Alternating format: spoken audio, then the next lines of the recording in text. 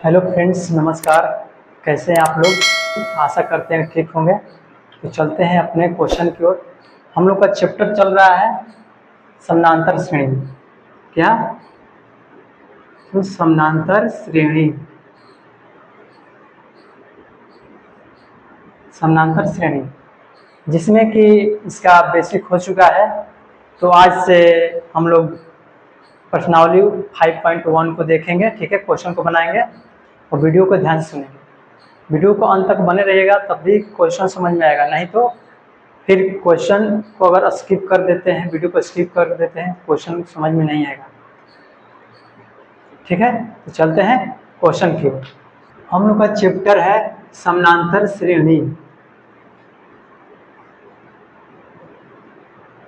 समानांतर श्रेणी है, इसमें हम लोग प्रश्नावली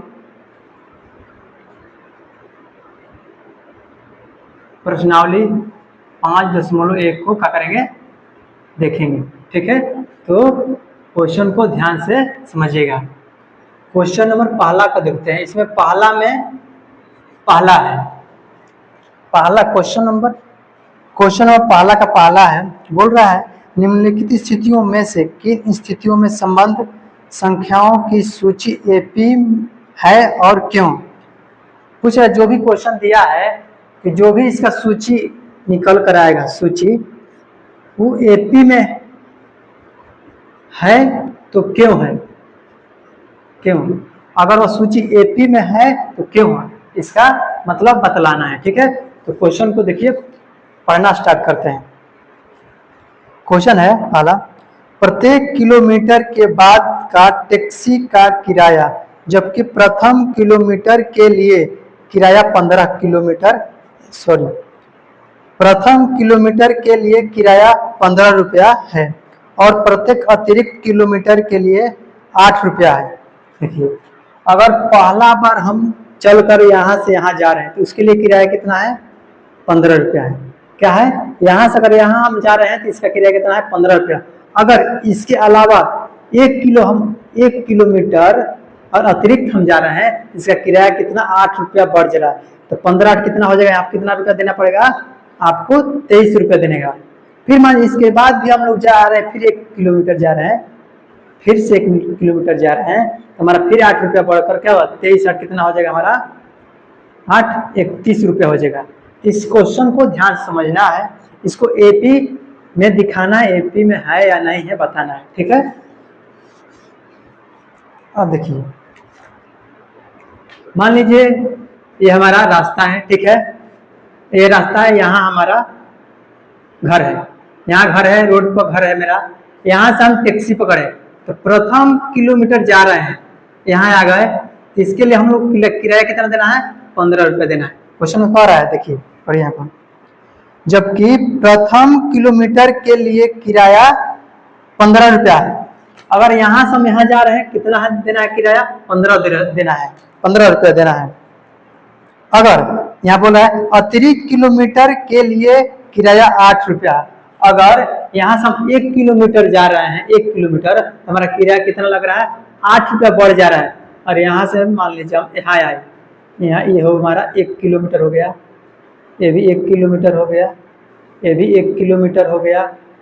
ठीक है, हम 1 किलोमीटर अगर एक्स्ट्रा जा रहे हैं, अतिरिक्त जा रहा है, हमारा कितना 8 रुपया क्या हो रहा है, बढ़ जा रहा है। तो यहाँ तक हम 15 रुपया दिए, अब यहाँ 8 रुपये 1 किलोमीटर और आगे गए, यहाँ 15 रुपये दिए। ठीक है, अगर हम 1 किलोमीटर अतिरिक्त जा रहे हैं तो कितना हमारा बढ़ जाएगा, तो 8 रुपये इसमें बढ़ जाएगा। तो यहाँ पर हमको कितना रुपया देना पड़ेगा, टोटल 23 रुपया, 15 8 23। अब देखिए, यहाँ तक 23 रुपये दे दिए। अगर इसके बाद भी 1 किलोमीटर जा रहे हैं तो इसके लिए भी 8 रुपया लगेगा। तो इसमें देखिए, अगर यहाँ से चलकर यहाँ तक आ गए तो इसके लिए कितना देना होगा। अब देखिए, यहाँ तक आए तो 23, फिर 8 इसमें जोड़ेगा, 23 8 कितना हमको देना पड़ेगा, 31 रुपया देना पड़ेगा। अब फिर से 1 किलोमीटर जा रहे हैं तो 8 रुपया फिर यहाँ जुड़ेगा, और इसके लिए कितना हमको देना पड़ेगा, 8 रुपये जुड़ेगा तो 39 रुपया देना पड़ेगा। ठीक है, 15 रुपया, फिर 23 रुपया, 31 रुपया, 39 रुपया देना।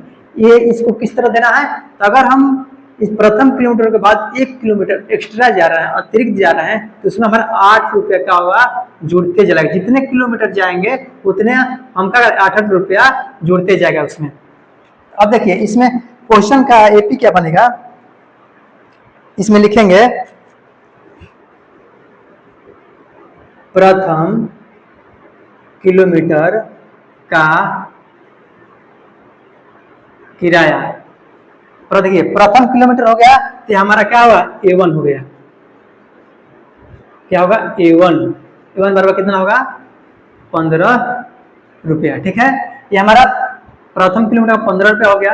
अब देखेंगे यहाँ पर, यहाँ लिखेंगे 1 किलोमीटर अतिरिक्त, 1 किलोमीटर अतिरिक्त जाने के बाद के किराया। अब हमारे क्या होगा, A2 हो जाएगा। A2 कैसे, देखिए ये हमारा A1 हो गया, इसमें आपका किए 15 रुपए दिए और 1 किलोमीटर हम एक्स्ट्रा गए, बोल रहे हैं ना, 1 किलोमीटर अतिरिक्त जाने के बाद, अब 1 किलोमीटर अतिरिक्त गए जाने के बाद क्या किराया कितना होगा, तो 15 और प्लस 8 कितना हमारा हो जाएगा, 23 रुपया। कितना देना पड़ेगा, 23 रुपया। अब यहाँ लिखेंगे फिर यहाँ 1 किलोमीटर जाएंगे, 1 किलोमीटर अतिरिक्त जाने के बाद यही वाला लिख लेंगे। ठीक है, तो हमारा क्या हो जाएगा, A3 बराबर कितना हो जाएगा, तो देखिए 15 रुपए दिए, फिर 8 रुपए दिए, 1 किलोमीटर गए, फिर इसके बाद भी 1 किलोमीटर जा रहा है, 1 किलोमीटर जा रहे हैं, कहाँ आगे, यहाँ पर आ गए, तो यहाँ 8 रुपया दिए। फिर इस टोटल हम जोड़ेंगे कितना हो जाएगा, 15 8 23, 23 8 हमारा कितना हो जाएगा, 31। टोटल कितना रुपया देना पड़ेगा, 31 रुपया। फिर यहाँ लिखेंगे फिर 1 किलोमीटर हम अतिरिक्त चलेंगे। ठीक है, फिर यही वाला लिखेंगे, हमारा क्या होगा, A4 हो जाएगा। यहाँ A4 क्या हो जाएगा, तो 15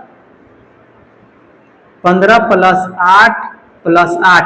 अब इसके बाद फिर 1 किलोमीटर जा रहे हैं एक्स्ट्रा, फिर 8 रुपये इसमें क्या होगा, जुड़ जाएगा। तो हमारा हो जाएगा, जोड़ेंगे यहाँ तक 15 8 23, 23 8 31, 31 8 हमारा कितना होगा, 39 रुपया।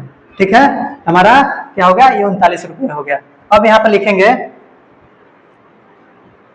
सूची, हमको क्या मिल रहा है, सूची, ये जो हमारा A1 A2 A3 A4 है, ये हमारा सूची है।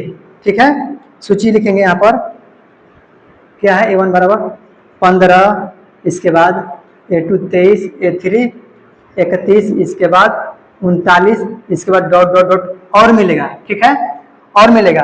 क्वेश्चन में पूछ रहा है जब ये सूची बनकर तैयार हो गया तो एपी में है या नहीं है, इसको बताना है। अब देखिए इस सूची को अब जांच करना है कि एपी में है या नहीं है। तो देखिए इस सूची को एपी में जांच करने के लिए इसके बीच का सर्व अंतर क्या होना है, सभी के बीच की सर्व अंतर क्या होना चाहिए, समान होना चाहिए। जब ये दोनों संख्या के बीच का अंतर और इन दोनों के बीच का अंतर और इन दोनों के बीच का अंतर सभी संख्या के बीच का अंतर का होगा समान रहेगा तब यह एपी में होगा, अगर नहीं रहेगा तो एपी में नहीं होगा। तो देखिए कैसे जांच करते हैं, सर्व अंतर को डी कहते हैं, तो डी बराबर हो जाएगा A2 minus A1, A3 minus A2, A4 minus A3 होगा। ठीक है, तो देखिए A2 है 23 माइनस 15 बराबर, यहाँ A3 है 31 माइनस 23 बराबर, यहाँ A4 है 39 माइनस 31, यहाँ घटाएंगे यहाँ 8 बचेगा, यहाँ भी 8 बचेगा और यहाँ भी 8 बचेगा। देखिए सभी के बीच का अंतर क्या है, समान है ना, सर्व अंतर क्या है, समान आ रहा है ना, इसीलिए क्या है, यह एपी में है। यहाँ पर लिखेंगे इस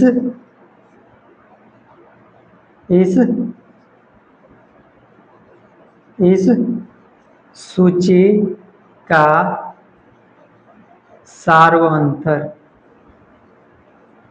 अंतर बराबर है या समान, बराबर है, इसलिए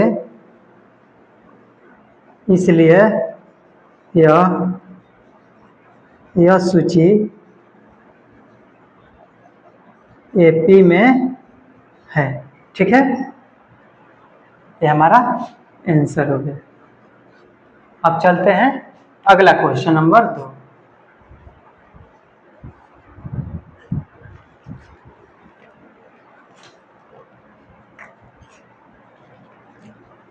अब चलते हैं क्वेश्चन नंबर 2। क्वेश्चन नंबर 2 पढ़ते हैं।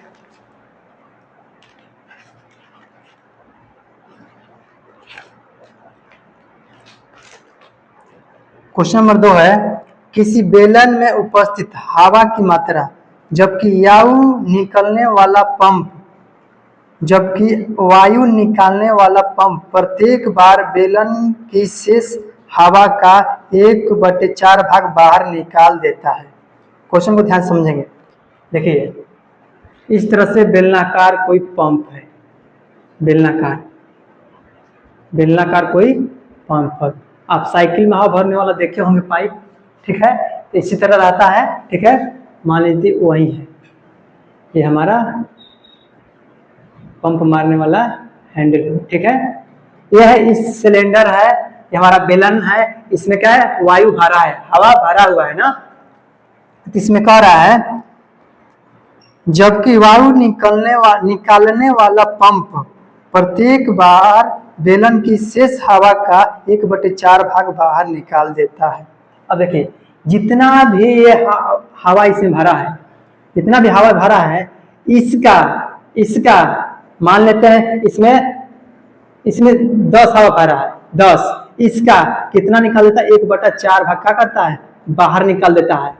तो कितना बचेगा, तो जब टोटल इसमें 10 है, 10 हवा है, आप इसी का 1/4 भाग का बाहर निकाल दे रहा है, तो माइनस करेंगे।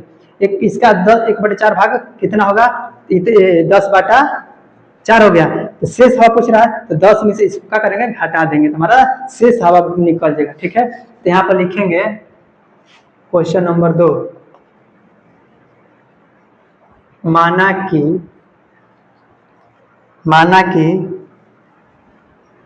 कि बेलन में उपस्थित कुल हवा मान लीजिए इसको A1 भी है। ठीक है, जिसको वॉल्यूम कहते हैं, आयतन। ठीक है, भी मान लेते हैं, टोटल भी मान लीजिए। अब कह रहा है कि प्रत्येक बार पंप मारने पर, मान लीजिए इस तरह साइड का हवा, और एक बार इसका पंप मार रहे हैं, हवा मार रहे हैं, इसमें इसका 1/4 भाग क्या होगा, बाहर निकल जा रहा है। इसका 1/4 में से जितना है फिर उसको घटाएंगे, तो उसका क्या है, बाहर निकल जा रहा है। इसको लिखेंगे कैसे, यहाँ लिखेंगे प्रथम बार लिखेंगे, पहली बार पंप मारने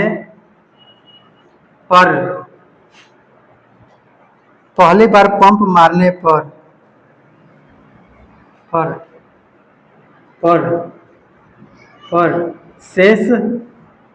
शेष हवा, इसको A2 मान लेंगे। इसमें पहली बार पंप मार रहे हैं, जितना है उसका 1/4 भाग बाहर निकल जाएगा, तो कितना बचेगा, तो देखिए कुल कितना है, भी है, और इसका क्या करा, इसी का 1/4 भाग क्या करे, बाहर निकल जा रहा है। तब इसको बनाएंगे ऐसे, भी हो गया, कुछ नहीं तो बटा में 1 माइनस भी में 1 से गुणा करेंगे तो V/4 हो जाएगा। समझ में, तो फिर समझाएं, देखिए क्या कर रहे हैं। प्रत्येक बार बेलन की शेष हवा का 1/4 भाग बाहर निकल जाता है। प्रत्येक बार इस जितना भी है इसमें, इसका 1/4 भाग क्या होता है, बाहर। इसका 1/4 कितना हुआ, V/4 हुआ, मतलब V/4 हुआ, तो बाहर निकल जा रहा है। इसमें से घटाएंगे तो हमारा क्या होगा, शेष जो हवा बचेगा वो निकलेगा। देखिए टोटल हवा 10 भरा, इसमें 10 भरा है, इसका 1/4 भाग कितना होता है, 1/4, इसका 1/4 1/4 यानी 10/4 भाग। इसमें से क्या कर रहा है, बाहर निकल जा रहा है। 10/4 भाग बाहर जब निकालेंगे तो पूरा टोटल 10 है, तो 10 में से 10/4 को माइनस करेंगे, तब तो जितना बचेगा उससे कहलाएगा हवा। तो वही काम किए, टोटल हवा भी है, इसका एक चौथाई भाग, एक चौथाई निकालेंगे तो भी बाई 4 हो जाएगा। तो इसको बाहर निकल जा रहा है तो इसमें से घटा देंगे तो जो शेष बचेगा वही इसमें हवा उपस्थित रह जाएगा। तो यहाँ पर घटाएंगे,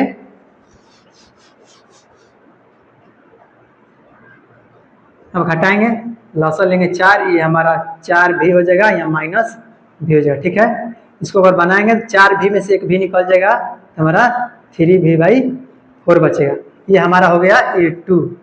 ठीक है, अब लिखेंगे यहां पर दूसरी बार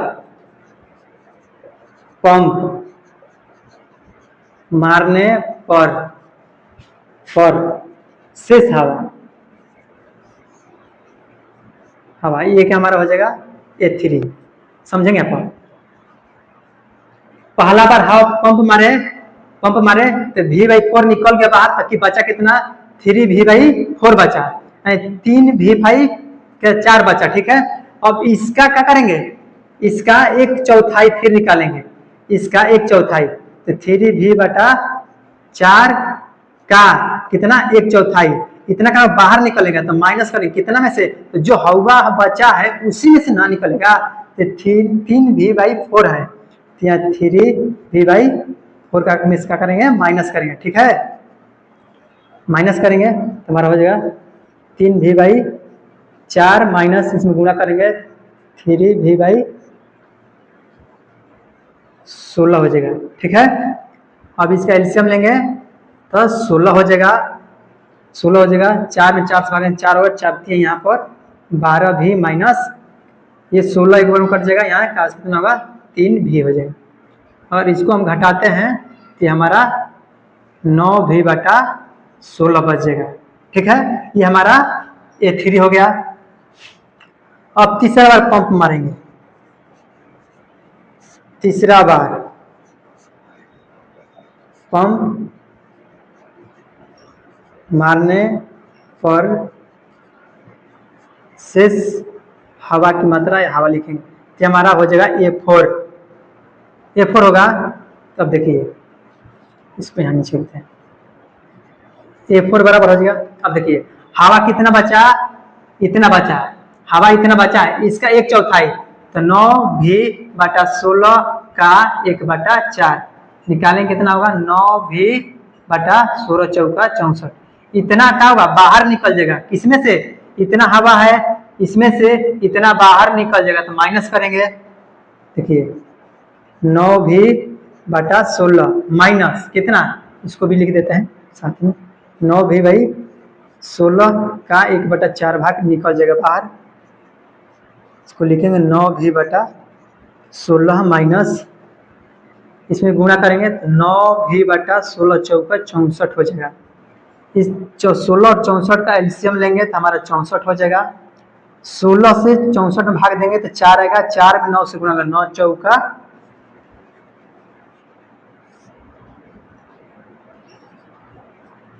9 चौका 36 भी माइनस ये हमारा 64 से एक बार में 1 में 9 से गुणा हुआ तो 9 भी रहेगा। ठीक है, अब इसको घटाएंगे, इसको घटाएंगे तो हमारा बच जाएगा 36 में से 9 घटाएंगे 3, हमारा 27 भी बटा 64 बचेगा। ठीक है, अब देखिए, अब देखिए टोटल हवा इसमें कितना था भी था। ठीक है, अगर इसमें से इसका एक चौथाई भाग, इसका एक चौथाई भाग भी बाई 4 हो जाएगा, इसमें से निकाल देंगे तो शेष बचेगा इतना 3 भी बाई 4 बचेगा, 3 भी बाई 4 इसमें हवा बचेगा। अब इसका एक चौथाई फिर दूसरा बार पंप मारेंगे, दूसरा बार पंप मारेंगे, दूसरा बार तो हमारा इसका एक चौथाई भाग इतना हो जाएगा 3 भी बाई 16। अब इसमें से क्या होगा इतने को क्या निकालेंगे तब कितना बच जाएगा 9 भी बाई 16 बचेगा। अब इस फिर तीसरा बार पंप मारेंगे, इसका एक चौथाई भाग इतना हो जाएगा 9 भी बाई 64। अब इसमें ये इतना हवा का करेंगे, इसमें से निकाल देंगे, यहाँ पर 9 भी में से 16 को, इस 16 में से 9 भी बाई 64 को निकाल देंगे तो कितना बच जाएगा 27 भी बाई 64। ये हो गया, पूरा प्रोसेस बना लिए। अब देखिए सूची लिख लेंगे, सूची आया है भी, इसके बाद 3/4, इसके बाद 9v/16, इसके बाद आया था इसमें 27v/64। इस तरह से यह क्या होगा डॉट डॉट, ये हमारा सूची हो गया। अब इसको जांच करना है, चेक करना है एपी में क्यों है। तो एपी में चेक करने के लिए इसको क्या करेंगे, इस सभी के बीच का अंतर क्या होना चाहिए, समान होना चाहिए। इसका मतलब कि सार्व अंतर d का मान समान होना चाहिए। तो यहाँ d बराबर लिखेंगे a2 minus a1, a3 minus a2, a4 minus a3। ये हो जाएगा a1, ये a2, ये a3 और ये a4 हो जाएगा। ठीक है, इसमें a2 हो जाएगा 3v/4 हो जाएगा, माइनस v हो जाएगा, a3 हो जाएगा 9v/16, a2 हो जाएगा 3v/4, a4 हो जाएगा 27v, यहाँ v रहेगा 27v/64 माइनस 3 हो जाएगा a3 9v/16 हो जाएगा। अब इसको बना लेंगे, एलसीएम होगा 4, यहाँ 3v/4v हो जाएगा। इसको बनाएंगे तो इसका एलसीएम 16 रहेगा, एलसीएम 16 हो जाएगा। यहाँ 9 भी इससे भाग देंगे तो होगा 3 चौका 12v। इसको बनाएंगे तो इसका एलसीएम 64 हो जाएगा, भाग लगाएं इससे 4 9 36 भी हो जाएगा, माइनस इससे अगर भाग देते हैं एक बार में तो 27 भी रहेगा, 27 भी माइनस 36 भी। ठीक है, अब यहाँ बनाते हैं, इसके बीच का सबका समान आएगा तो एपी में होगा, अगर नहीं आएगा तो एपी में नहीं होगा। ठीक है, एक हटाएंगे तो माइनस v/4 आएगा। यहाँ देखते हैं 9v में से बार निकाल देंगे तो एक 3v माइनस 3/16 हो जाएगा। फिर यहाँ पर निकाल रहे हैं तो 3 6 9, या 9v/64 होगा। अब देखिए इसमें किसी भी का अंतर क्या है, समान नहीं है, इसका अलग है, इसका अलग है, इसका अलग है। इसका मतलब कि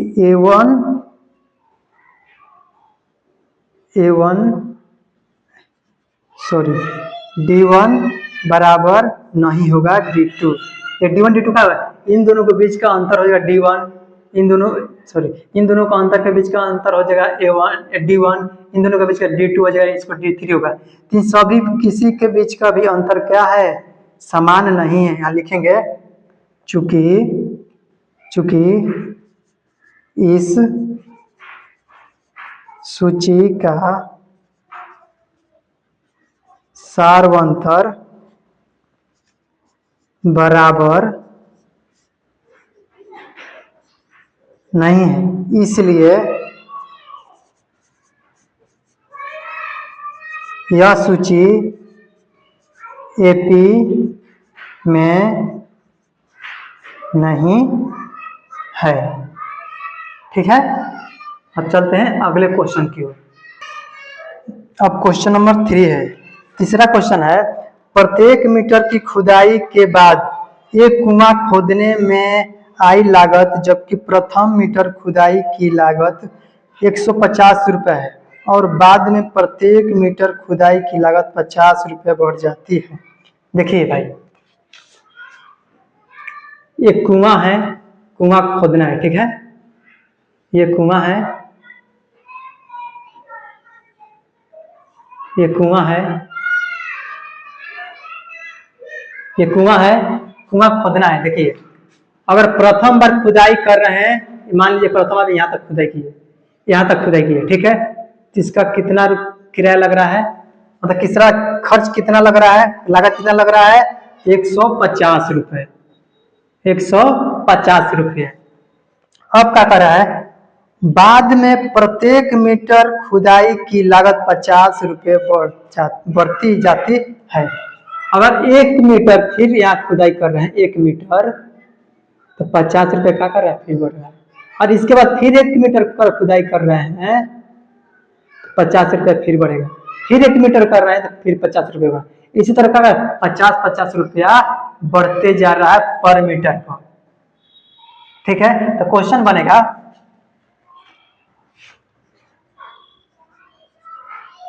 क्वेश्चन नंबर 3, यहाँ दिया है प्रथम मीटर खुदाई की लागत 150 रुपया। यहाँ लिख लेंगे प्रथम मीटर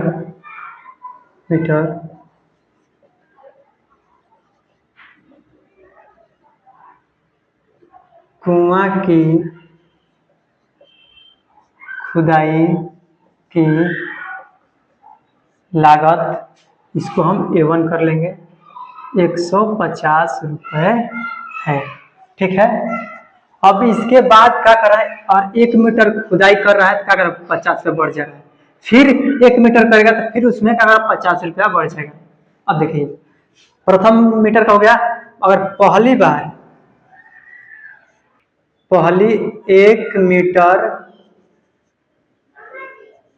1 मीटर कुआं की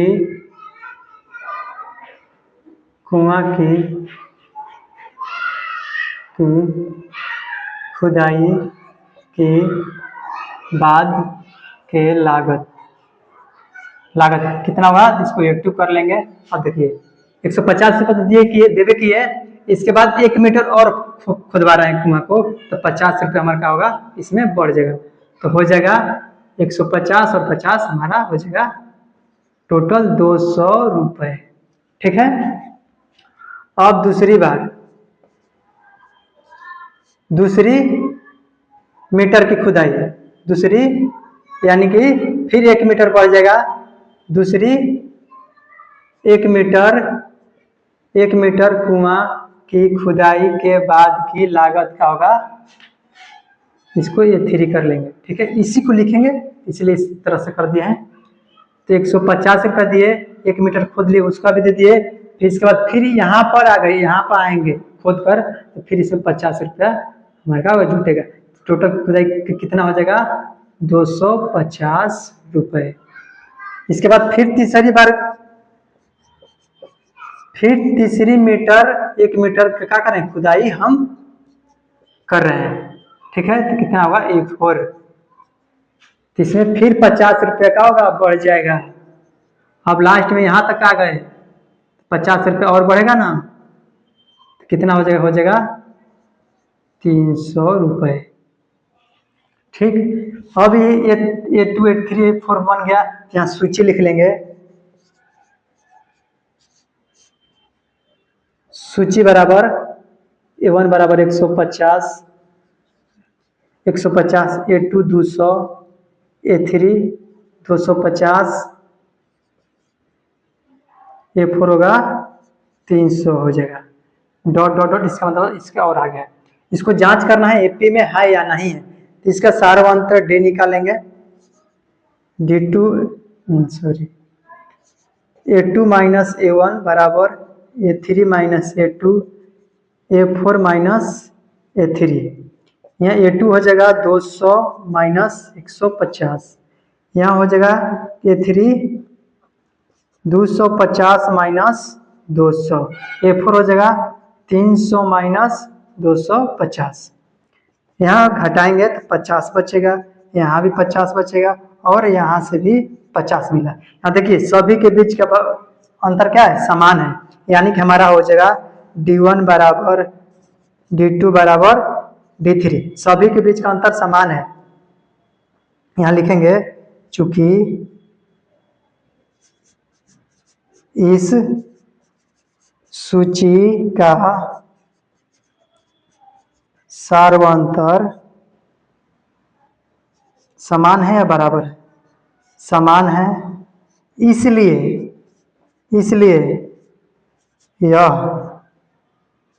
यह सूची AP में है। ठीक है। अब चलते हैं क्वेश्चन नंबर 4 पढ़ेंगे। खाते में प्रत्येक वर्ष का मिश्रधन जबकि 10,000 की राशि 8% वार्षिक की दर से चक्रवृद्धि ब्याज पर जमा की जाती है। यहाँ पर देखिए मिश्रधन जो है इसका कैसे निकालना है, तो चक्रवृद्धि ब्याज पर ये राशि जो है हमारा 10,000 की जो राशि है, इसमें 10,000 रुपये की जो राशि है ये कैसे जमा की जाए, तो चक्रवृद्धि ब्याज चक्रवृद्धि ब्याज, इसको चक्रवृद्धि ब्याज पर जमा करना। चक्रवृद्धि ब्याज का मतलब कि यह हुआ कि जब हम 1 वर्ष का ब्याज निकालेंगे और ब्याज और ये राशि जो है उसको जोड़ देंगे, फिर उस पर 1 वर्ष का निकालेंगे, तो हमारा क्या होता है चक्रवृद्धि ब्याज, यानी ब्याज पर ब्याज। 1 साल का ब्याज जोड़ने के बाद जितना कुल राशि हुआ उसके बाद फिर 1 वर्ष का ब्याज निकालेंगे और उस राशि में जोड़ेंगे तो होता है चक्रवृद्धि ब्याज होता है। ठीक है, तो उसी प्रकार हम देखेंगे इसमें निकालेंगे। यहाँ पर क्वेश्चन नंबर है पहला का चौथा। ठीक है, तो देखिए हम मान लेंगे पहले वर्ष का राशि, पहले वर्ष का राशि, जो पहला वर्ष का राशि वो क्या होगा A1 हो जाएगा, कितना होगा तो 10,000 होगा। ठीक है, 10,000 रुपए। अब देखिए जब पहले वर्ष का राशि 10,000 दिया है, इसमें दिया है दर दिया कितना 8%। इसमें समय दिया है, यहाँ पर कह रहा है खाते में प्रत्येक वर्ष का मिश्रधन, तो प्रत्येक वर्ष यानी समय क्या हुआ 1 वर्ष हो जाएगा, समय बराबर यहाँ 1 वर्ष। ठीक है, अब यहाँ देखेंगे पहले वर्ष का राशि हो गया। और देखिए यहाँ पर दूसरे वर्ष का ब्याज, पहले दूसरे वर्ष का क्या करेंगे ब्याज निकालेंगे। ठीक है, ब्याज कितना होता है, तो ब्याज बराबर होता है, इसको हम कर लेंगे A2, नहीं अभी क्या है ये ब्याज है तो ब्याज लिखेंगे। ब्याज बराबर होता है मूलधन गुणा समय गुणा क्या होता है दर होता है, अब बटा में क्या होता है तो 100 होता है। अब इसमें क्या करेंगे, मूलधन दिया है 10,000, 10,000 गुणा दर है, समय है पहले, समय 1 वर्ष और गुणा दर है 8%। ठीक है, बटा में 100 हो जाएगा। 2 जीरो से क्या करें 2 जीरो कटा देंगे तो यहाँ पर राशि आ जाएगा 100 में 8 से और 1 में गुणा करेंगे तो कितना हो जाएगा 800 रुपए। क्या होगा 800 रुपये ब्याज हो गया, इसका 1 वर्ष का ब्याज इतना हो गया। तो लिखेंगे दूसरे वर्ष का राशि, दूसरे वर्ष का राशि A2 बराबर कितना होगा, तो देखिए 10,000 था पहले वर्ष का 10,000 और प्लस ये ब्याज जोड़ देंगे, कितना हो जाएगा 800 रुपए। 800 रुपये इसको जोड़ेंगे तो टोटल हो जाएगा 10,800 रुपए। दूसरे वर्ष का क्या होगा राशि होगा, पहला वर्ष का राशि दूसरे वर्ष का राशि। अब यहाँ पर निकालेंगे तीसरे वर्ष का ब्याज,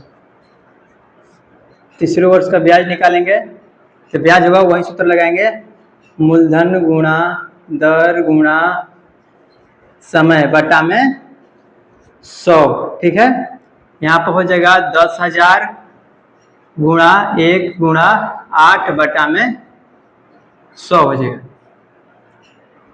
सॉरी यहाँ पर मूलधन 10,000 नहीं होगा, ये अब मूलधन ये हम रखेंगे, चक्रवृद्धि ब्याज जो ना अब ये टोटल हो गया तो अब इसको रखेंगे, हमारा इस वर्ष के लिए मूलधन ये हो जाएगा 10,800 हो जाएगा। अब देखिए यहाँ पर ये नहीं है, अब अगला वर्ष है तो यहाँ 2 होगा 3 होगा, समय 1 वर्ष ही होगा, कहें कि ब्याज पर ब्याज निकल रहा है। ठीक है, यहाँ पर कंफ्यूज मत होइएगा।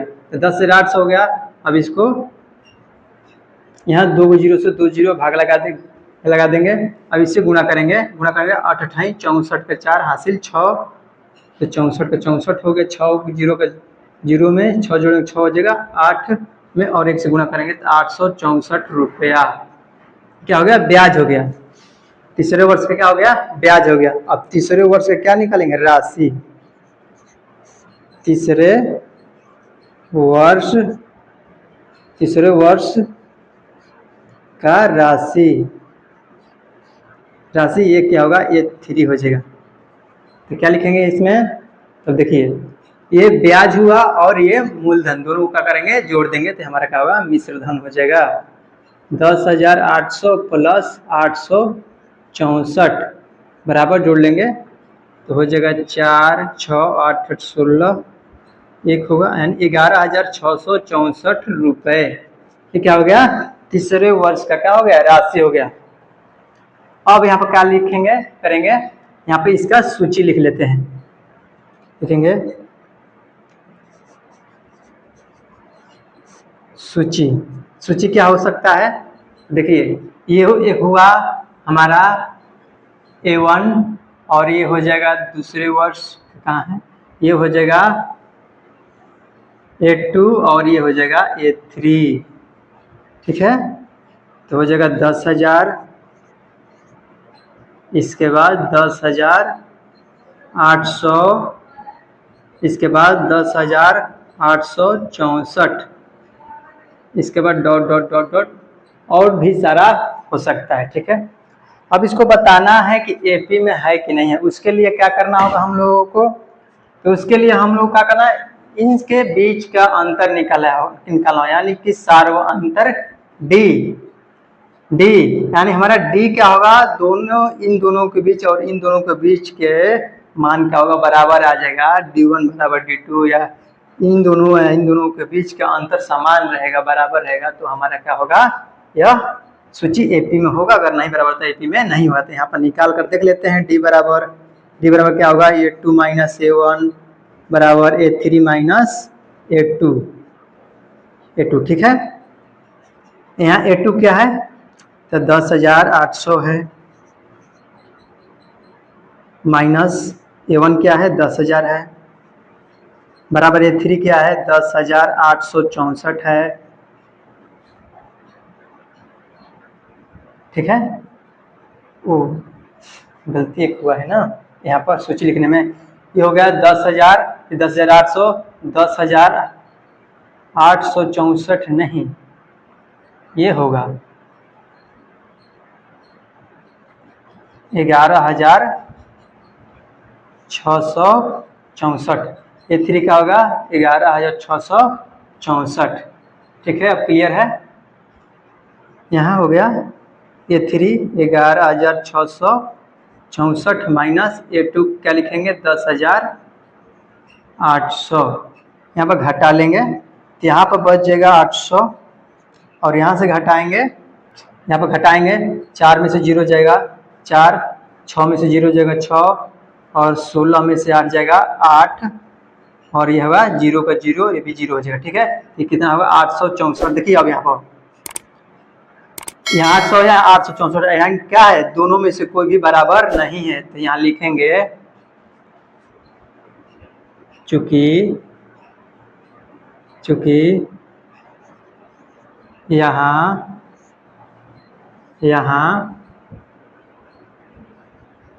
सार्व अंतर या डी सार्व अंतर बराबर नहीं है, बराबर नहीं है, इसलिए यह सूची एपी में नहीं है, ठीक है।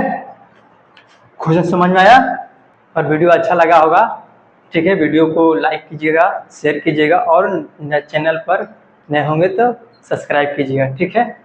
धन्यवाद।